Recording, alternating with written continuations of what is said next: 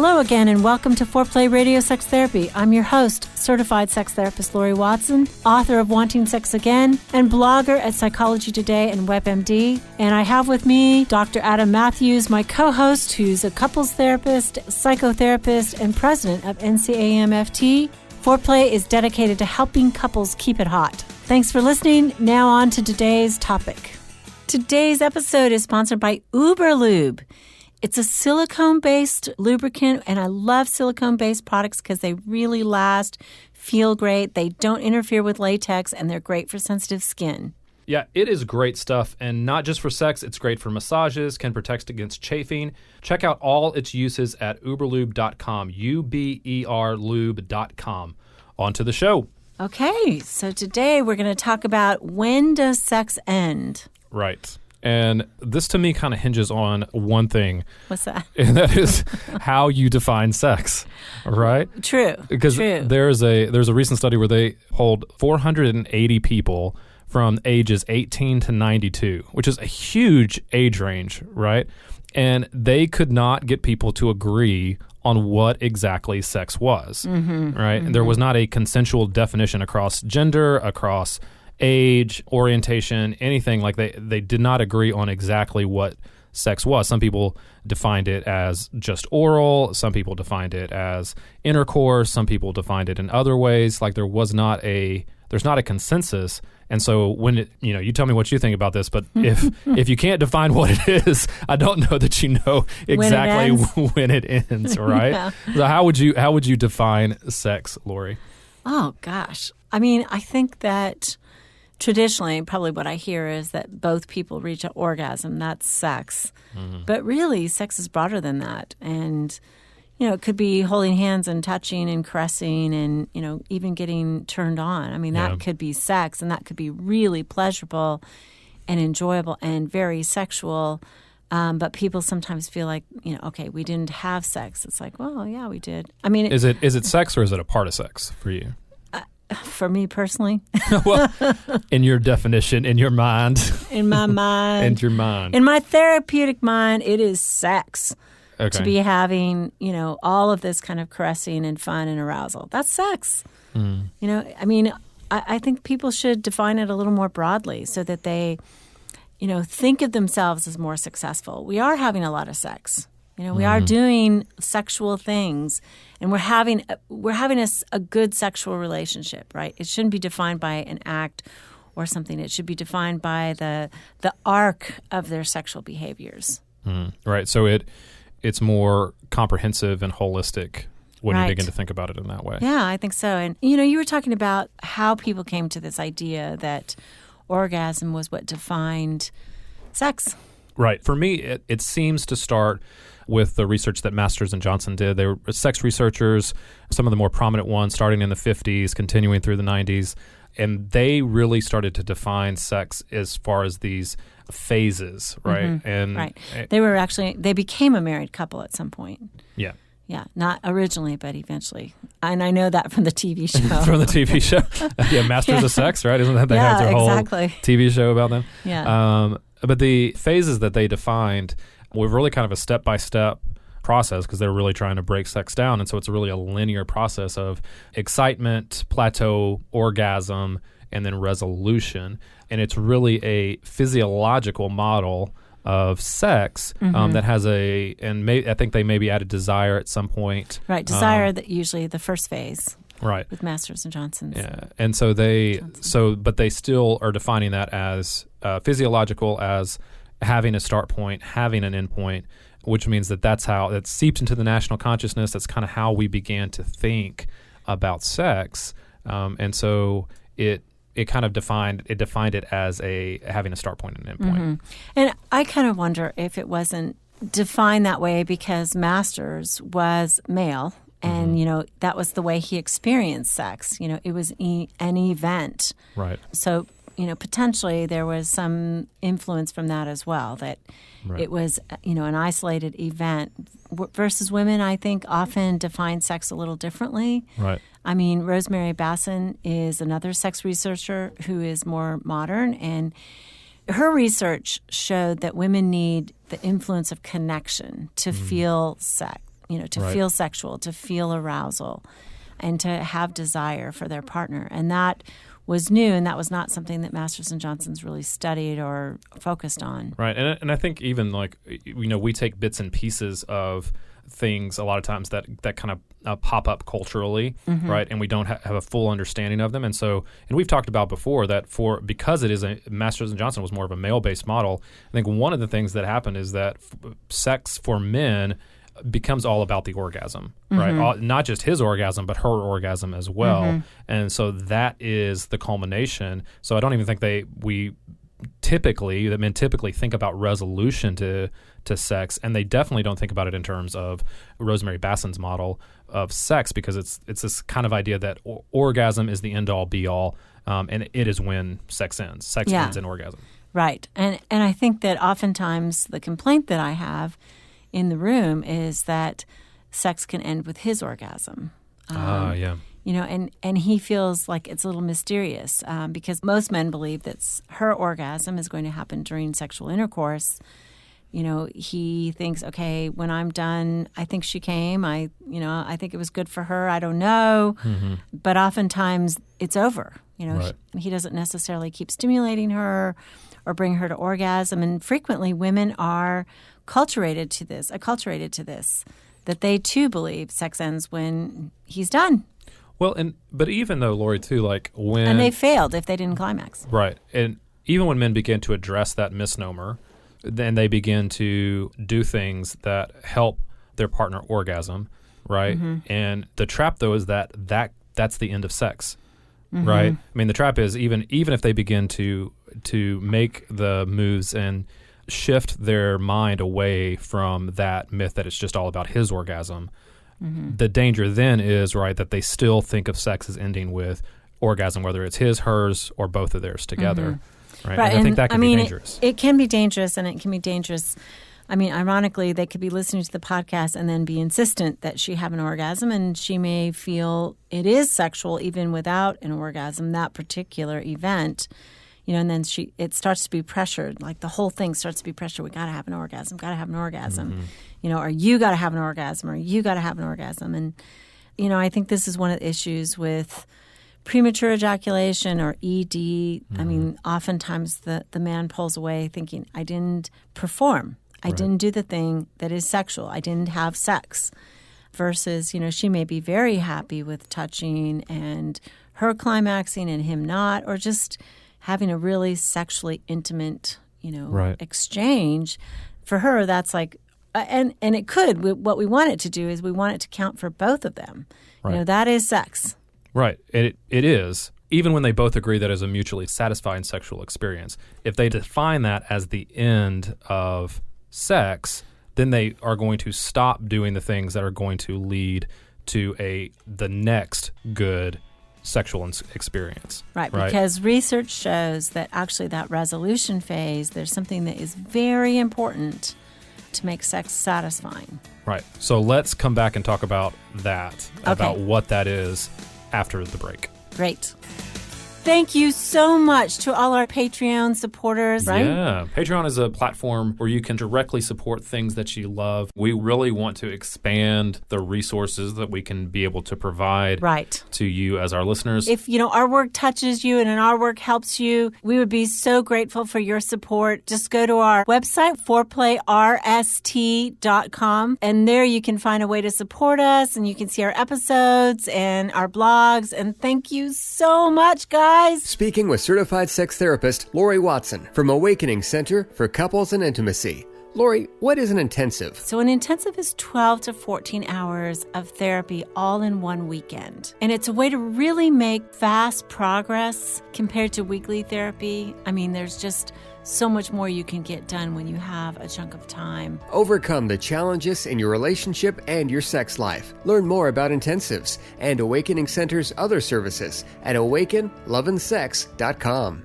At Matthews Counseling, we believe it is our job to come alongside you in whatever difficult challenges of life you are in and help you rediscover hope and to find the strength that you have to face those challenges. We strive to create a safe and comfortable place for you to explore who you want to be and identify the obstacles standing in your way. Oftentimes, the first step toward finding help is the hardest, but it can also be the bravest. Give us a call at 919-587-8018. Find us online at matthewscounseling.net.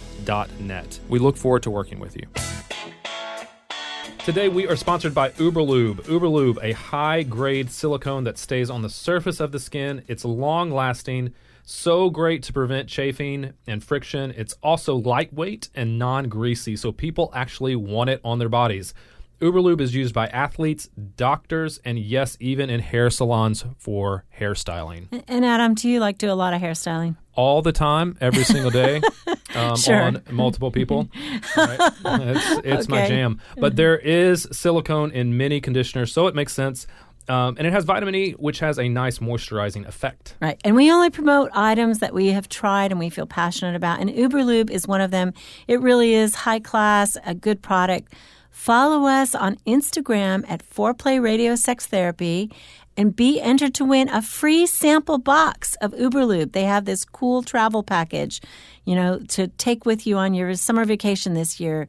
So follow us from now until the end of June and be entered to win. So we are coming back talking about knowing when sex ends. And you were talking about before the break about the understanding of resolution and what happens there that can start to build toward the next good sexual experience. Right. So the studies show that it is not actually orgasm that makes sex satisfying to couples. Mm-hmm. I mean, that when people rate it, it is not that. It's not the number of orgasms. It's not the number of minutes that they have sexual intercourse. I mean, this is something super simple. Basically, it's cuddling afterwards. Resolution is its own phase, and it gets shortchanged. So really, the highest way to get more satisfaction out of sex and to have your partner feel more satisfied is to spoon and cuddle and be close afterwards physically. I mean, that is it. Yeah. Masters and Johnsons did not even talk about that. I think. What do you think cuddling does to the connection in the relationship? That skin-on-skin contact is so important to the release of oxytocin, and that is the bonding hormone. So, I mean, people, yes, they had a super high, pleasurable experience, but feeling close to their partner as well as that is what makes optimal sex. So it's the cuddle. Right. And cuddling is, obviously there's intimacy involved there, right? It's a high degree of intimacy.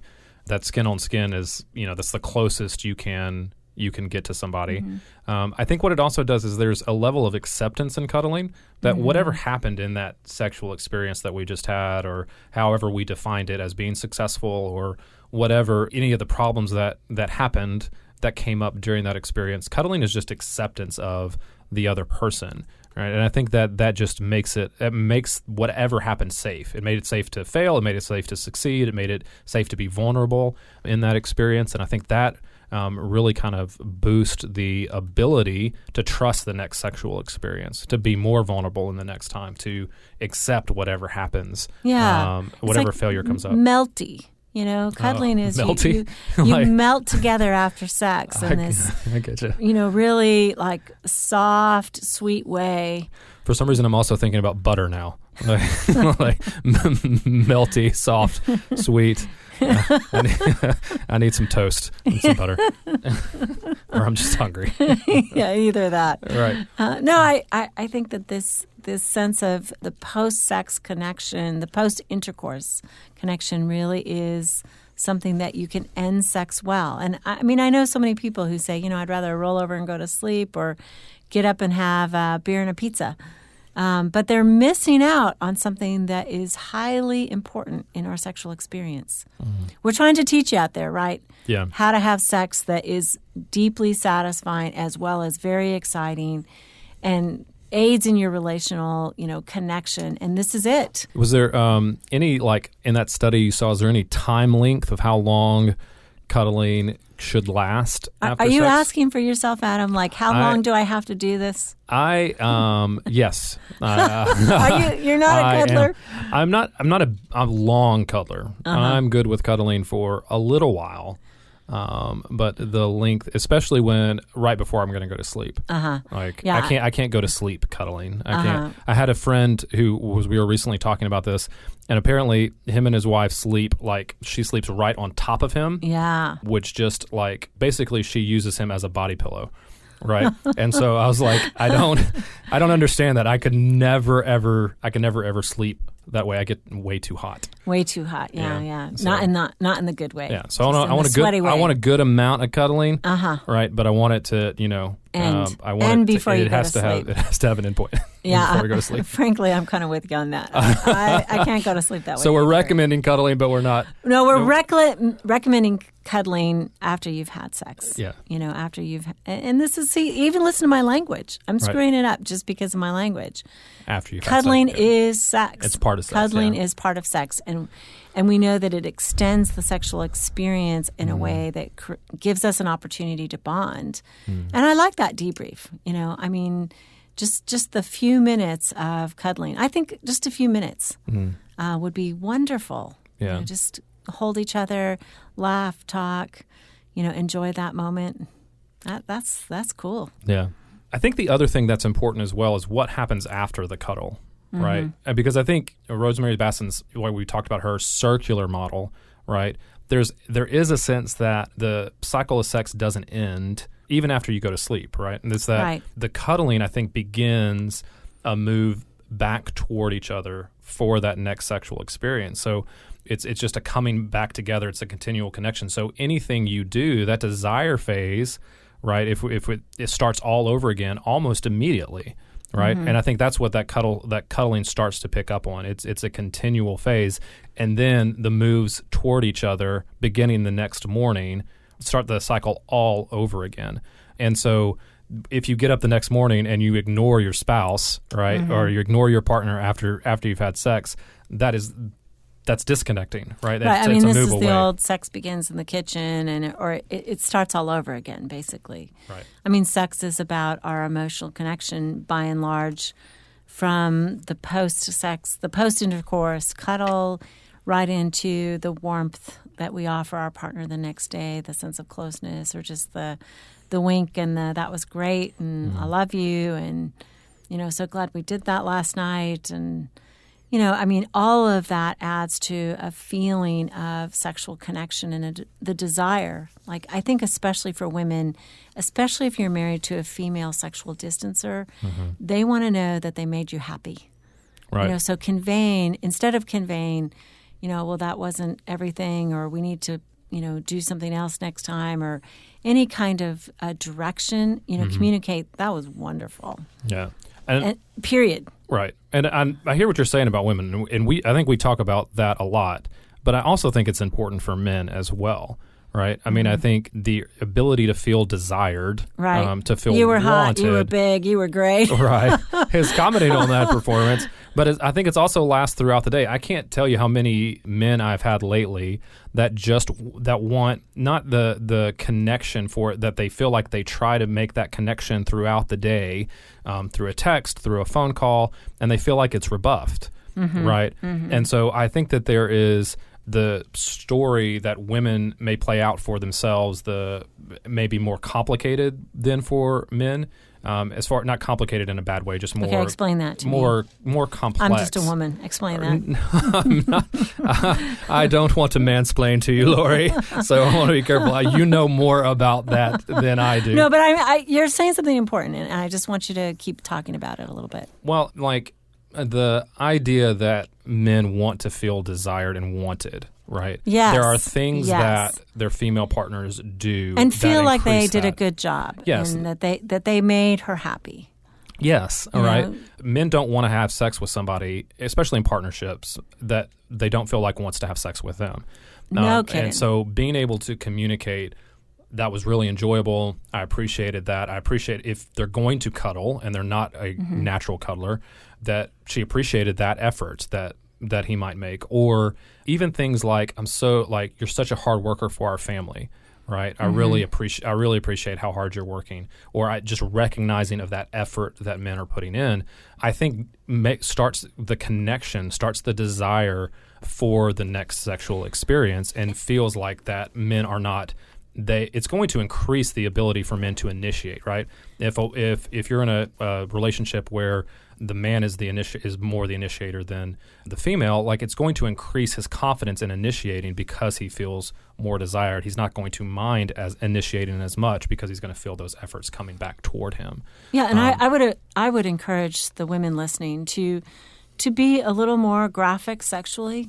Mm-hmm. To say the parts of his body that are sexual that you like, to compliment his body, his performance, the way he touched you, whatever he said that you really liked. I think men are starving to hear positive sexual feedback, and positive feedback about their sexuality. Yeah. I think that is also something that increases the cycle. Yeah. I absolutely agree with that. No disagreement for me. I would just add, too, that if it's difficult for her to start that, to go right into sexual compliments and feedback, starting with any kind of positive affirmation is going to go a long way, right? Yes. I mean, if you jump, and I think it is difficult for most women. Yeah. We're just not socialized to do that, to be that kind of open about our sexual desire and our sexual admiration. Yeah. And so we're talking about, like, beginning to think of sex as not having a firm beginning or ending, but just as a constant, continuous part of any relationship. Can be really helpful, from cuddling to connection to affirmations to praise connection, and compliments to connection of any kind is going to feed into that cycle sexually. Yeah. So thanks for listening to Foreplay Radio Sex Therapy. You can now call in your questions to the Foreplay question voicemail. Dial 833-MY-4PLAY. That's 833-4-PLAY. And we'll use the questions for our mailbag episodes. Hey, help us stay on top here at Foreplay. We'd love it if you would subscribe and share it with your friends. And please take 1 sec and rate and review us. Thanks so much. All content is for entertainment purposes only and should not be considered as a substitute for therapy by a licensed clinician or as medical advice from a doctor.